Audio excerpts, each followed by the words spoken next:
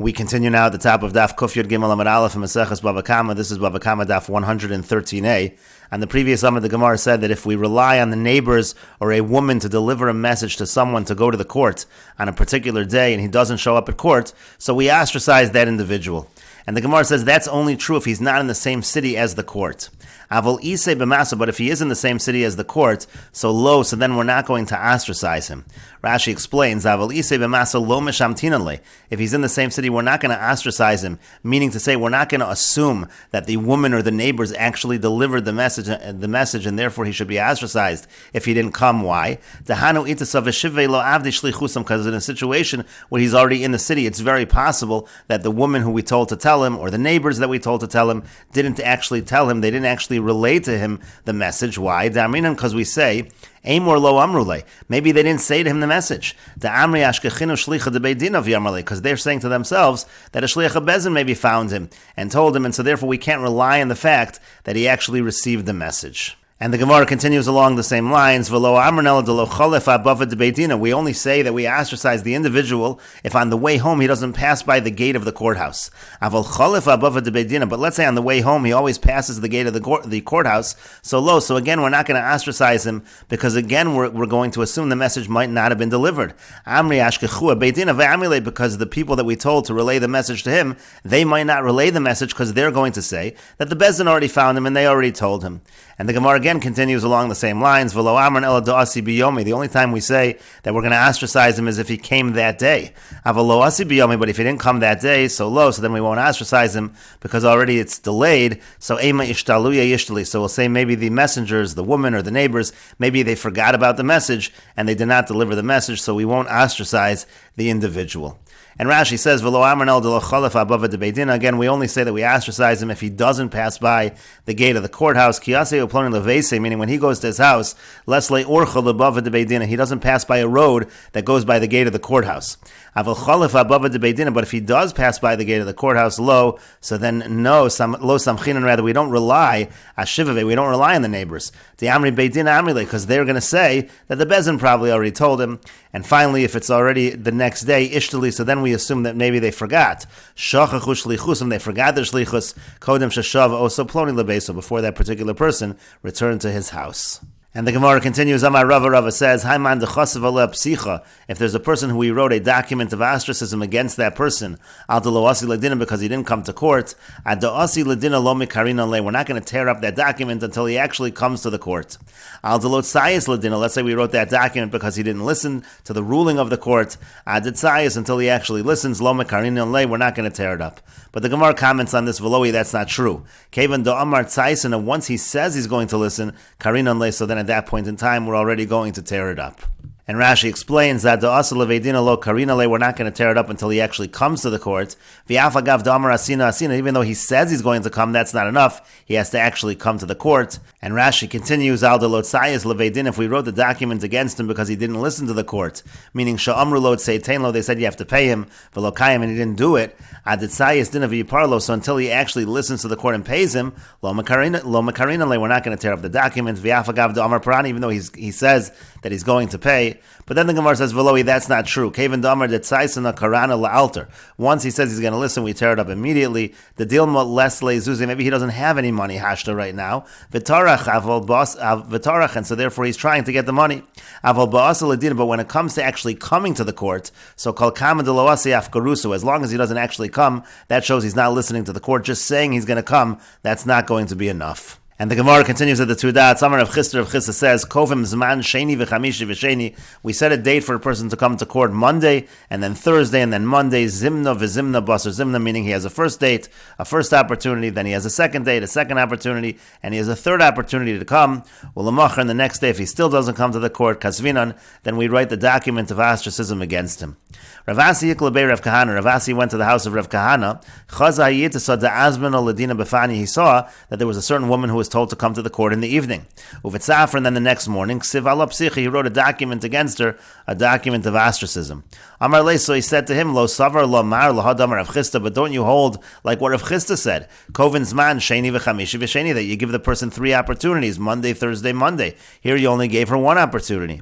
Amar Le said back to him, Hani Mili Gaver, that's only true by a man. man, the onus velese b'masa, because there it's possible that there was an onus, there was an accident, because he wasn't in the city.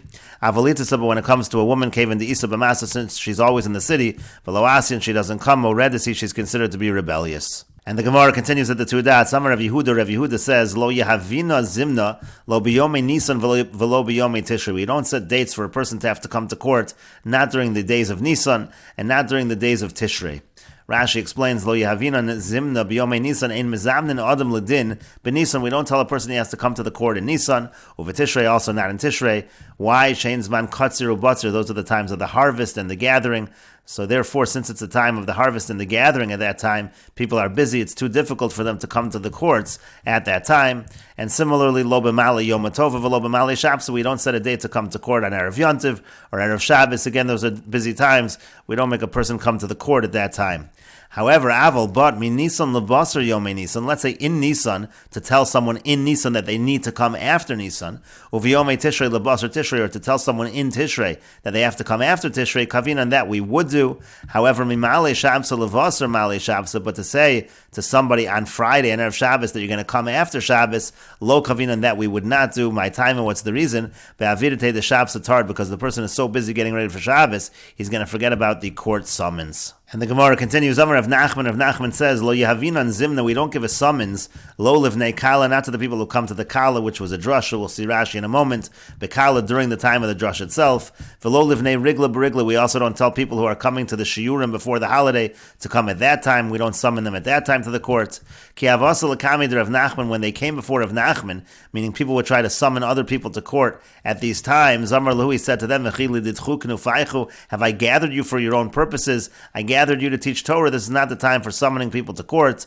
But the Gemara notes, but nowadays the Ikar Amoy, where you have people who are scoundrels, they might purposely come to these shiurim to avoid these summons to court. So Chashinan, we're concerned from this, and we don't apply these halachas in these situations nowadays. Rashi explains, Livnei Kala Bekala, again, the people who come to the Kala during the Kala, as Rashi understands it, Boin Lishmo Hadrasha B'chol Shabbos. They come every Shabbos to hear the drasha. So Ein Omrim Lo Ba B'yom Sheni Ledin. We don't say to them on Shabbos, okay, on Monday you have to come to court. Meaning someone who comes to the shir on Shabbos, we're not going to give them a summons at that time that they're at the shir, to Mimna V'lo Asi Lakala, because then they're not going to want to come to the shir if they know they might be summoned to court. And similarly, Berigla, let's say they come to hear the shir on the regel, Boin Lishmo Hilchas a regel, Kodem HaRegel Lamed Yom, they're coming to hear the shir, the laws of the regel before the regel, 30 days before the holiday. So again, we're not going to give them a summons at that time. It's going to dissuade them from coming to the shir that's being given for the regel. And so then the Gemara said, Kiyasu Tov and Lakamid Rav Nachman Biyom Kala, people would come in front of Rav Nachman on the day of this shir, Lahazman Bali Din and Ladin, in order to summon people to come to court. So Amar Lui said to them, V'chili didchu kinufaichu letzorech dinchem hikalti eschem. Do you think that I gathered you for this purpose for your own court cases? And so therefore, again, you're not supposed to issue summons at this time. But again, the Gemara noted at the end that nowadays where there are ramoim, that's something we're concerned about, and therefore a summons is allowed. Otherwise, people would purposely go to these gatherings to avoid the summons. And the Gemara continues at the two dots. The Mishnah said, if the stolen item that was left over to the person's children is something that can guarantee a loan, so then chayiv l'shalim, so then the children do need to pay it back. And the Gemara says, Masni le Rebbe le Reb Shimon Berei, Rebbe taught Reb Shimon his son, Lo davar sheyesh bo achrayis mamish. We're not actually talking about something which actually guarantees a loan. That's not what the Mishnah means. Ela afilu para v'choresh bo chamor mechamer achrav, even a cow which he would use to plow with, or a donkey which he would use, chayav and lahachzim v'nei kvod avi, and they have to return that out of respect to their father, because the idea over here is that everybody knows that this was a stolen item. Everybody knows who it really belonged to, so it would be disrespectful to their father if they don't return it, so they have to return it. And the Gemara continues, By Minei Rav Kahana me Rav Kahana asked Rav the following question, Mito Mesav Aleh Shulchan V'ochel Alav. What if it's a bed that he leans upon, or a table that he eats upon? Is that the same thing as these kinds of animals? Mahu, what's the halacha? And the Gemara says, Amar Lo, he said to him, Tein l'chacham v'yech kamod. You give a wise person the information, and he gets even more wise. We can derive that it would apply to these items as well. Rashi says, Mita v'shulchan mahu means kaven de midi de koi b'go beso. This is something already that's inside the house. V'lo meschazi li'alma. It's not something that everybody sees. Kipara v'chamor, like a cow or a donkey. V'leka zilusa davon. So then you might argue that it's not considered degrading to the father. Odilmar maybe kaven de nafki v'ayli inshi lebesayo, since people do go into the house, v'chazulu, and they might have seen it. Ikizilusa, so it is something that could be degrading. And the Gemara says, v'yech kamor, you can become more wise. Kipara v'chamor, kain mita v'shulchan. The idea is just like the cow and the donkey. The same applies to the bed and the table. And the Gemara continues with the Mishnah, Ein portin, you can't exchange coins, Lomi tevas hamuchsin, not from the box of the customs collectors, Velomi kis shel gaboin, and not from the purse of the tax collectors. Rashi explains, Ein portin lahachlif sloim beprutos. The point over here is, a person wants to exchange sloim for prutos, the larger coins, for the smaller coins, miyad muchsim, and he wants to do that from the customs collectors or from the tax collectors, litol haprutos mitevas, and what he wants to do is take the smaller coins, the prutos from their box, shenosin ba'mos hamechs, that's where they put the tax money. V'chein mikis shel gaboy hamechas, the same thing from the purse of those who are collecting the taxes. Shagova kesef golgolos v'arnona lefi shein shel gezel. The reason you can't take it from these tax collectors who collect the taxes from each person is because it's essentially stolen money, so it's a problem to exchange from those coins. And the Mishnah continues along the same lines, Vein notlin mehem tzedakah, you can't take from them tzedakah, you can't take charity from them for the same reason. We assume that it's stolen money. Avol notel humitoch beisa omin ashuk, but you could take it from a tax collector if the money's coming from his own house, or if he has the money with him in the marketplace, then it is okay. Rashi says mitoch beiso shal muchas mimos shalom, meaning from his own money. That's not considered stolen money. Omin ashuk, or from the marketplace. Em yesh lo mos b'shuk shein lokech mitevas hameches. The point is, if he has money in the marketplace, he's not taking from the tax box, then it's going to be okay. And the Gemara says, Tana was taught, avol nosen lo dinar, you are allowed to give him a dinar, v'nosen lo es ashar, and then he'll give you the remainder.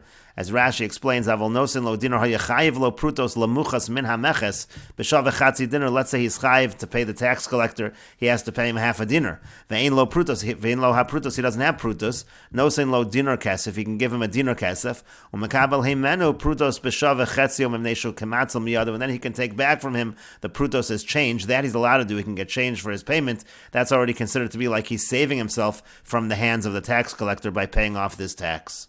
And the Gemara continues at the two dots. So muhsin, when it comes to the tax collectors, again, we said that the money they collected is considered stolen.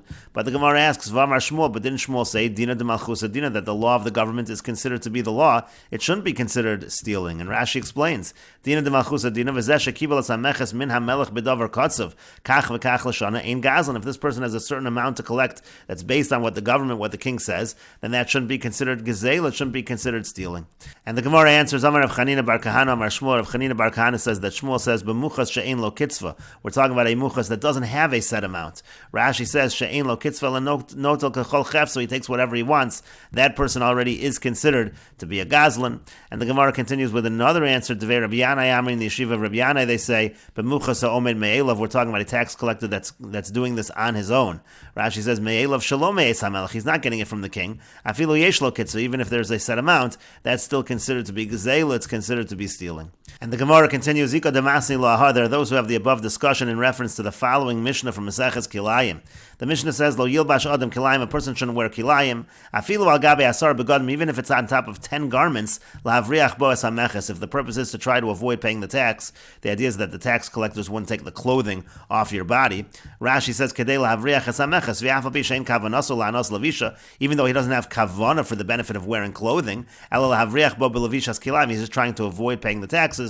Still, the Mishnah says a person is not able to wear kilayim for that purpose.